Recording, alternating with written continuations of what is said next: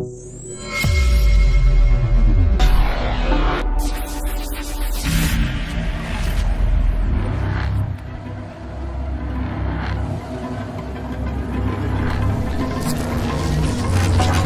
guys go hard in Helsinki. I'm impressed. Welcome to Slush. You were waiting for that moment. Dear guys, do you need help? Slept for like 1.5 hours in the past night, so we're gonna have an interesting discussion, right? Let's start it right. Thank you. Cheers. Welcome to Finland. Okay. So Chris. Breakfast of Champions. Breakfast of Champions, agreed. We're gonna try to start this series, right? Let's go, what? We're gonna try to start this series. Let's go. Let's go. So as an early stage investor for Twitter, Uber, Kickstarter, Instagram, you're one of the most celebrated investors of our time. How do we invest like Chris Sacca? Oh shit. So it's funny, I didn't start out to be an investor. I didn't start out to be a venture capitalist. And maybe that was one of my competitive advantages. I didn't actually think I was gonna do that job. What I started out doing was just trying to be helpful wherever I could find an opportunity to be helpful. I think everybody feels their biggest and most fulfilled self when they're helping somebody. And that would turn into opportunities to invest. So Twitter was something I was just massively intrigued by. I knew Evan Williams, and I just started lurking around the office and helping out before I had any money in the deal. Later, I put some money into the deal, and it was a lot of money for me. I didn't have a big fund or anything like that, and I wasn't rich. It was actually a credit card check I wrote. So I started going to the office then because I'm like, I need this money back someday, so I need to do everything I can to help you guys. But similar stories with Uber. I think my wife and I worked on Uber for 6 months or so before we'd invested at all, and we were some of the first investors there. But that is the angle. I think it's really hard for anyone to invest successfully, you know, in a Shark Tank format almost, you know, like we just hear the pitch and we got to dive in, because so much about a company is based on not just that product, but those founders. Are those founders working well together? And then can I work with those founders well? And if we dive in, are we complementary? Am I impressed by things that they can do that I can't? And have we figured out the things that I can do that they can't and they need some help? And do they accept my help? And do I feel like we're making something awesome together? And so I think as you know, this isn't the way I've always invested, but if you look at our biggest hits, they all started with a relationship oriented around help and rolling up our sleeves and getting involved. So you've said that you only invest when you know that you can do like a material impact in the company. What do you do in the company? How do you help and how do you create value for the founders? Well, I traded public stocks for a while, which is devastating because you know, when it's green, you take all the credit for it. When it's red, you can't touch it. It just goes red and you lose all your money. And I lost, you know, in the spring of 2000, I had a $16 million swing that left me $4 million in debt. And there was nothing I could do about it. And so I realized when I wanted to come back, I wanted to get into what I consider to be a rigged game, a game where I had an unfair advantage. And so what I do is I look for companies that I think are already great without me, but where I see an opportunity to make it a little bit greater. And hopefully in doing so, de-risk and increase the likelihood that I have a good exit there. That comes in the form of anything from usually just helping that company tell their own story. Often in the earliest days, you know, we've had this real transformation in startups where the business people and the MBAs were kicked out of town, and the engineers and the product people and the actual builders are running these companies. And they tend to be very technically proficient and great at building stuff and shitty at telling their own stories. And so I've worked really hard to help them find those arcs and communicate their stuff, not just to investors, but to users. And how do you do that? Do you have any war stories from your times as an investor? I mean, look, none of us can afford marketing budgets really. And so we have to not just build something that's easy and compelling enough for somebody to use, but we have to build something that a user can explain to another user what it is, what it does, why they should use it. And so we spend so much time trying to distill stuff down to its simplest values. One of the things I really like to do is come to one of my companies with some beers and a big projector. And we find a room that's not big enough to fit the screen of the projector. So what we do is we put the app or the website up on the projector so you can only see part of the page at a time. By only seeing part of the page at a time, you're now stuck looking at it through a new, fresh lens. And then while we're all toasting beers and looking at it, I say, defend those pixels to me. Why is that call to action there? Why does that click need to be on the front page? And everyone now who's been working on this thing and is kind of glazed over now has fresh eyes. And we fight to pull stuff out. I mean, simplicity is one of the hardest things you can do. Absolutely. It's very easy to make complex, messy stuff. So when you look at founders and you are pitched so much, what do you look for them? I think here in Helsinki we've heard... Sorry, people are shouting. Heckling. No, is there a disturbance in the audience? Someone lonely? Aww. Okay. So I think many of us heard the Alex Bloomberg story where he tried to pitch you his startup, and now you're in the land of people who don't look you in the eyes, who mumble when they speak, and especially the Nordic countries have a hard time pitching to people. How do you like to be pitched? How should the Nordic audience pitch to you? I think it's so funny. You guys are totally comfortable being naked with each other, but you won't actually say hi or introduce yourself. Yeah, it's incredible. We're the exact opposite way. Yeah. I am terrified about these sauna parties. So for a couple of things. Number one is I actually retired from the business a couple years ago. I realized that two things. One is I was losing my edge a little bit. You know, the Snapchat guys came up to me after a talk I gave once and said, we were really big admirers of you. We love your values and how you build companies, and we'd love to work with you. And this is before they'd raised money yet. And I looked at these guys and I was like, oh, I'm flattered, but I mean, the dick pics? Like, how big a company can that ever be? Fuck, right? Yeah. I mean, that cost me billions of dollars, literally. But when I went and told my junior partner, Matt, who's 10 years younger than I am, I just passed on Snapchat, he lost his mind. He was like, no, like so I realized, you know, I got old, I've got kids, I've made some money. Now if an app costs $4, I don't think about it. And yet most of the world is like, $4, that's bullshit. And so I found I was really losing touch with that. And so I needed to surround myself with some younger people and let them make some more of those decisions. Like Andy Warhol. Yeah, probably. And then the other thing I found is that when you're on this job, you say no for a living. I say no hundreds of times a day. Like my inbox is full of pitches, and some of them are for companies, some of them are for people, you know, people who want to work on our team, et cetera. And I think when I first got into this business, I approached each of them with an open mind and some optimism. But after years of data points of most of these things end up being pretty shitty, I found I was closing my mind off to everything and not actually being open to the good experiences. And so I stepped back a couple years ago to try and refresh those spirits a little bit. So what made you go from angel investing to actually raising a fund and getting back into the game? And I've heard that lowercase capital is 250x the return on investment right now. We're a little better than that. Oh. Or a lot better than that now. A lot better. Well, it's weird. Even today, I struggle to think of myself as a venture capitalist sometime. Hey, who here has visited Lowercase Capital headquarters? Okay, good, because if you raise your hand, you'd be lying, because we don't have one. We've never had an office. I've never worn, you know, like the khaki pants and the blue sport coat thing. I didn't even have an assistant until really a year ago. And so I hesitated to compare myself, and I was even intimidated by the more traditional VCs on Sand Hill Road with the big organizations, and they had the logo for their firm right up on the wall in like plastic letters and stuff. I've never had any of that. But the reason I ended up becoming a venture capitalist is out of sheer frustration. As an angel investor, when something really cool came to me and I was helping these guys and we're building stuff together, I could only put in $25,000 or $50,000, and that wasn't enough to get them to stop fundraising. So as a result, I was spending my time calling all these other investors, and I was basically acting like a banker rather than a product person. And what I really wanted to be doing was building again. And so a friend of mine named Hans Wildens, Hans, is that a Finnish name? I know he's Scandinavian, Hans. Anyway, Hans helped me, he gave me a few $1,000,000 to start a fund. And with that, when I met someone inspiring, when I met a great team, when I met some great founders, I could just say to her or him, I'm in, done, stop fundraising, let's go build some shit. Look at the pixels. Yeah. Yeah, cool.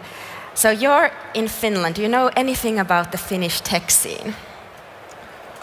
Just Nokia? No, actually. I mean, they made boots, right? They make boots, today. yeah, these are slash boots. Nokia, but also MySQL, also SSH, also IRC, also Linux, Git. You know, we have a company here. We have Oh, you do? Next Games, yeah. Amazing. So it's funny. I used to be more open-minded about investing internationally, but I found that because I'm trying to play this rigged game where I'm helping companies, it's harder for me to be helpful from far away. It's harder for me to be helpful many time zones away, as well as a lot of times companies come and say, look, we need new office space. And it turns out I don't know much about the real estate scene here. Or I need a CTO. In San Francisco, Los Angeles, New York, I can find you a CTO. I can't do that here. And so as a result, we found that our investments overseas tended to be randomized. That said, my partner Matt is amazing, and he knows the media and gaming space very well, and so the Next Games partnership was great because we had partners here locally, like European-based investors who were like, we can handle some of that geographic stuff, so you bring your expertise about media and gaming, and so those types of deals have made sense for us. Gotcha.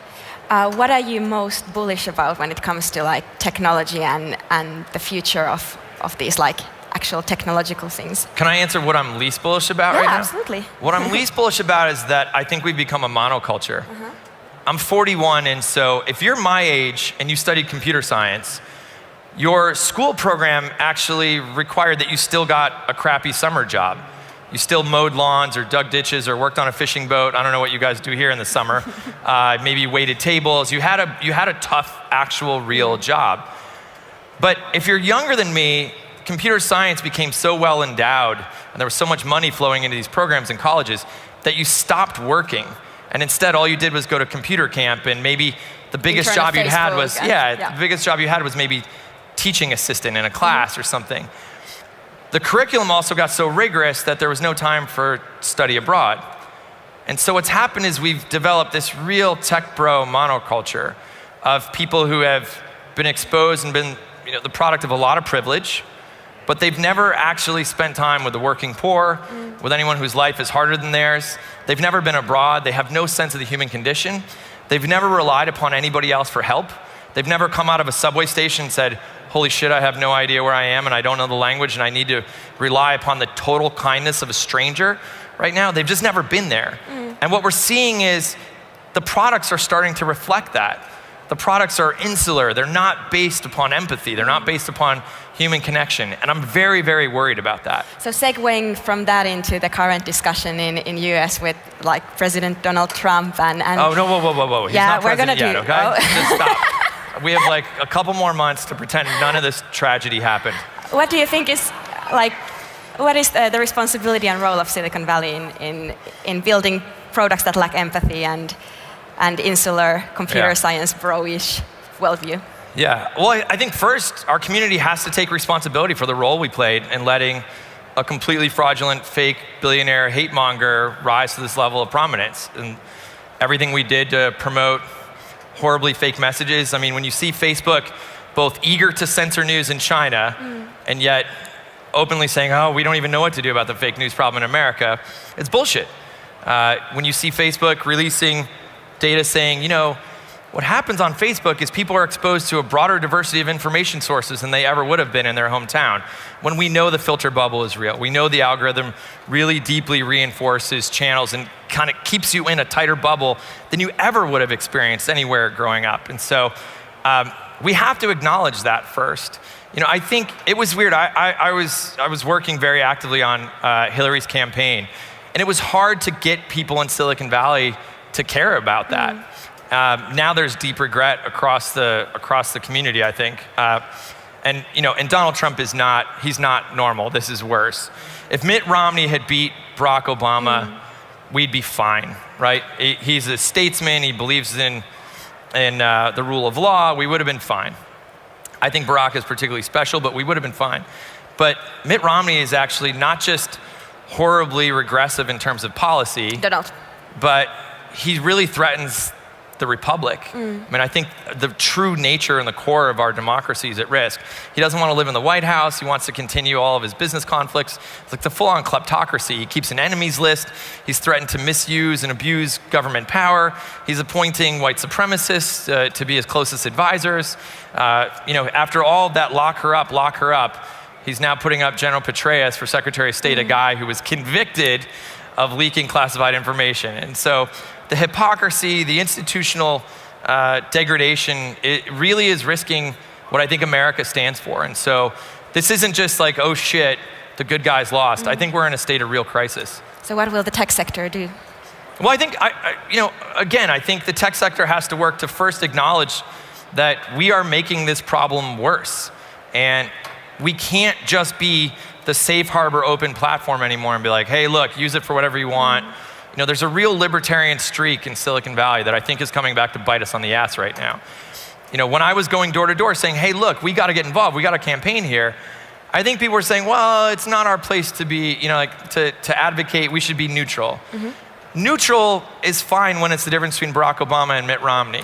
Neutral is not fine when it's somebody who openly advocates for racial and gender and ethnic discrimination, who wants to build a fucking wall and somehow make another country pay for it, a person who has actively threatened to censor our industry, an industry that has really, I think, taken for granted how open and free we are to innovate.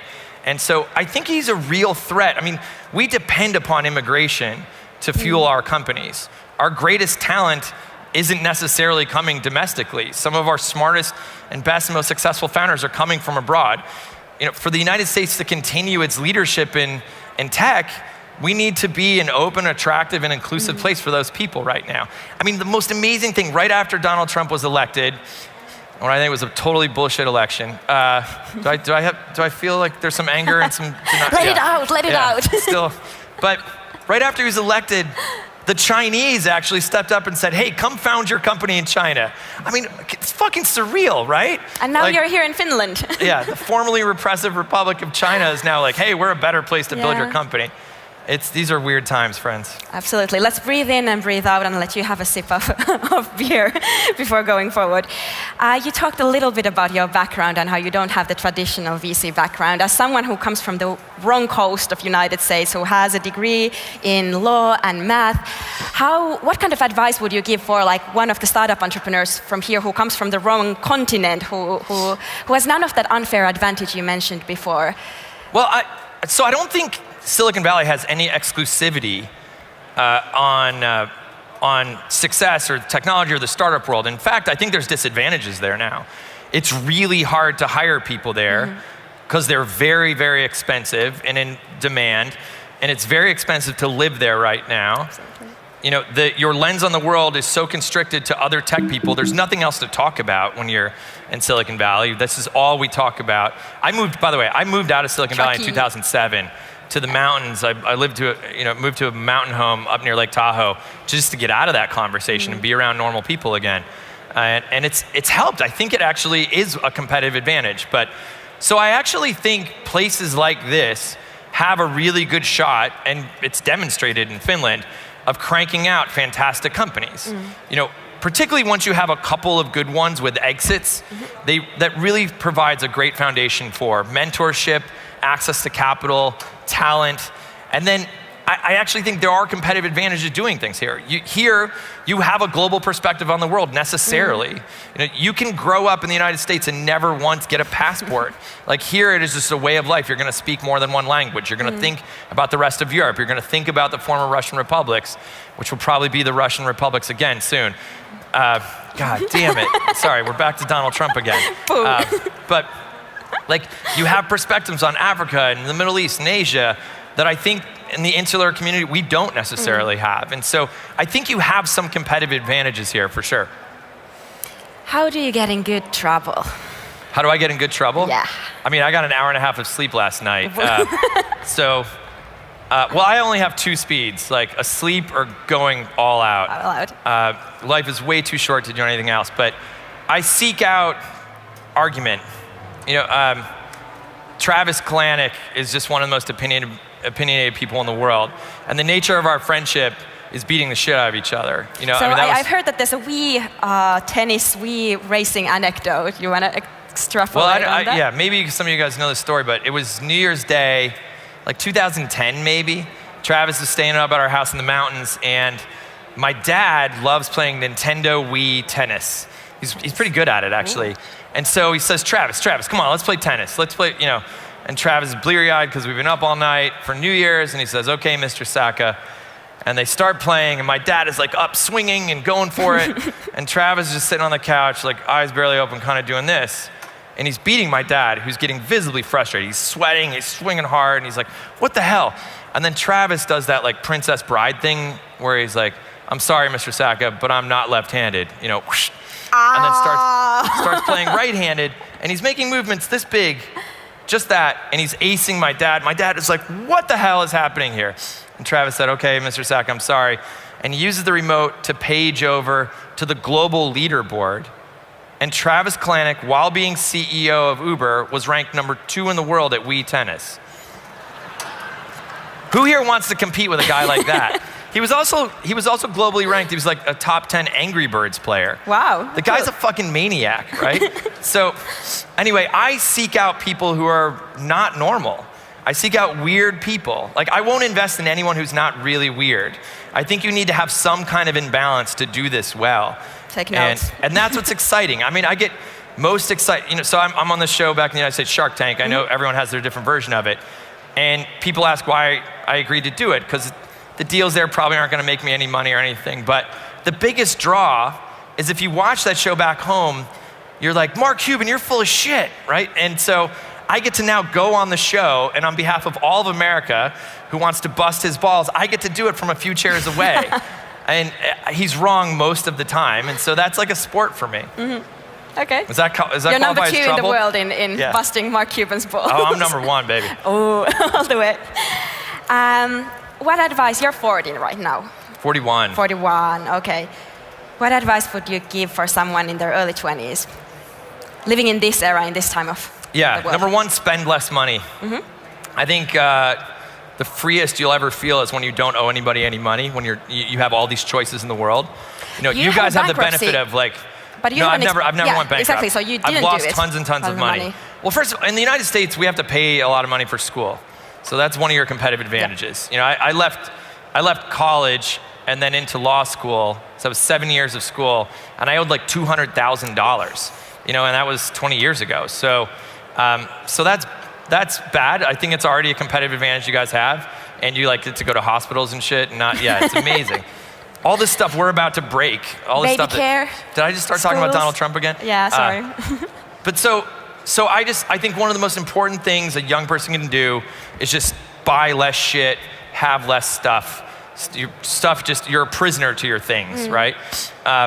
And so you can pick up and travel more easily. You can have a smaller house. You can quit your job and go work in an NGO, volunteer work. You can pursue your art career if you have less shit and owe less money to fewer people. So I think that's like number 1.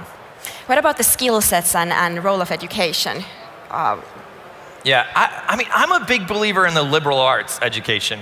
I think it's overrated, or it's underrated. I mean, in that the computer science stuff is overrated. It's great, technical skills are amazing, but what has happened, as I referred to earlier, is all the storytellers are kind of gone, and the actual understanding of our users is gone. We've lost all that sensitivity, and yet I feel like that sensitivity comes first from really knowing yourself.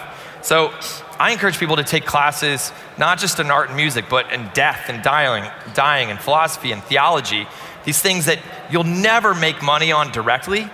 But I think one of the most important things you can do is be interesting. Like, I only really want to work with people who've not only had those crappy jobs I talked about, but are also interesting. They have stories, there's some meat to them, there's some flesh, there's something really compelling.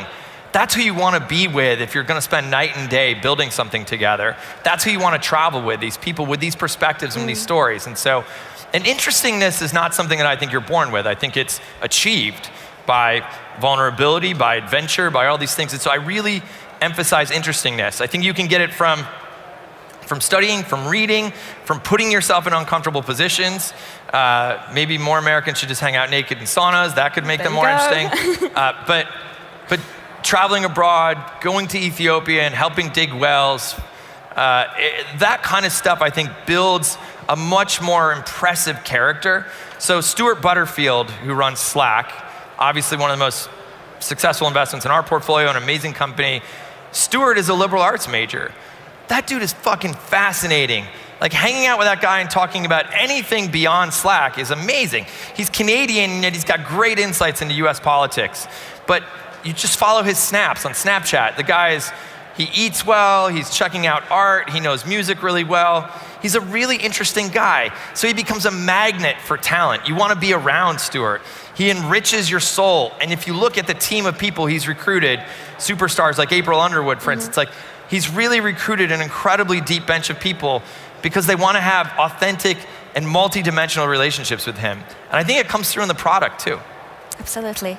So when you think about your childhood, and this is a question as a children's book author, what are the books or the TV series or things that you feel like influenced the way you grew up as an adult, or sort of the formative experiences in your own childhood that made you into the person you are? There's a lot of those, and I go through them every day because I've got kids now, right? So I've got a 5-year-old, a 3-year-old, and a 1-year-old, all daughters. And first of all, TV sucks, so just none of that. We didn't have it. I would watch it at other kids' houses, and I hadn't built up the immunity to it, so I couldn't take my eyes off it. But that one-way, non-interactive communication sucks. So for me, I think it was my mom and dad building in me right away a sense of irreverence and a lack of respect for the formality of school. So I was encouraged to skip school for anything otherwise. Like I would enter story contests. My mom was like, well, if you're gonna write that story today, you can skip school. And she would take me to visit authors who came to town and to go to the Science Museum. So every year I missed so many days of school, I had to have a hearing to justify why I could still be enrolled. And you took it all the way to university, I hear. I never went to any classes. In law school, if you don't show up on the first day, your name's not on the seating chart. Okay. And then they can't call on you. Okay. So then they don't realize you're not there for any of the days. But you show up for the exam, and the professor who taught the class is not in the exam. Okay. So you just get all the notes, you cram, you study for the exam. So I never went to any law school classes. There you go. So I think teaching an irreverence for the formality, the traditional institution of education was important. Also encouraging entrepreneurship and risk-taking. When I was 5, walnuts, when they come off a tree, they have a pungent skin on them that smells like ammonia. And so I would take these things, put a fork in them, they're very aromatic, and I would sell them door to door as air fresheners when I was 5. Well, I thought it was pretty cool and people would pay me quarters, but eventually somebody would call my parents and be like, I'm about to call the cops because you have a 5-year-old walking around town with a wagon right now. But they encourage that hustle a little bit. And how do you do that with your own kids now? So some of you have probably seen my kids on Periscope. We do the stock report in the morning. So my 5-year-old and 3-year-old, and we started this when they were 4 and 2. They know how to read the stock charts. Aww. And so they let you know whether we're making money or we're losing money. And then they give pep talks to the companies that are losing money that day. We also, I think it's important that kids are business literate, even if they never go into business. I wouldn't wish my career on my kids. But I also feel like, particularly with girls, we have a culture that steers girls away from business and doesn't teach them the art of negotiation per se. And so at night when it's time to read books, whoa, a spaceship just landed. At night when it's time to read books, my girls do what they call a Goshenation. We negotiate how many books we're gonna read. Wow. So I start at 0, they start at a gazillion billion, and then we kind of meet somewhere around 5. Billion. It's weird. Culturally, boys are not just encouraged down business careers, but we're rewarded for bullshitting. Mm-hmm. And we are rewarded for perfection. And absolutely. And we can embrace failure, we can laugh it off. We're taught to pitch from an early age because we pitch women, right? So we're there with bluster and puffing up. One of the things I found, and we love backing female founders, and we're getting rich as a result. So I think there's progressive reasons to back women, and then there's just fucking greed reasons. Turns out I like money, and the women who run our companies are kicking ass for us. There's no fucking drama in these companies. They just execute, it's been great. But I do see unique challenges to some of our female founders, and one is they're not practicing the art of bullshit. So there's a non-subtle difference between lying and bullshit. Bullshit is like, putting lipstick on a pig and bringing your best game and kind of cutting a few of the corners and not focusing on the bad stuff. And that's something we as men are often taught from a young age, right? Is we're taught to bullshit, and we've perfected that technique by then. I think they're going to kick us off from the stage in a few seconds, but last final question. What do you believe that if only a few people agree with you on? What's your contrarian right? Oh, this is like the Peter Thiel question, right? Well, you went on about Donald Trump for a long time. Peter Thiel's a monster. Exactly. I believe that. What do I believe that not many people do? I mean, I think I laid a few of those things out here, but I guess I just think our industry is blind to the impact, to how I think we have written human beings, our emotion, our purpose, our community, our collective humanity, and our empathy have all been written out of the algorithm. And I think that's going to cost us in the long run. It will not only help the rise of despotic leaders, but I think it's what's actually severing our connections between each other. I think technology has evolved a lot faster than our primal brains have. I think we've lost track of how important presence is.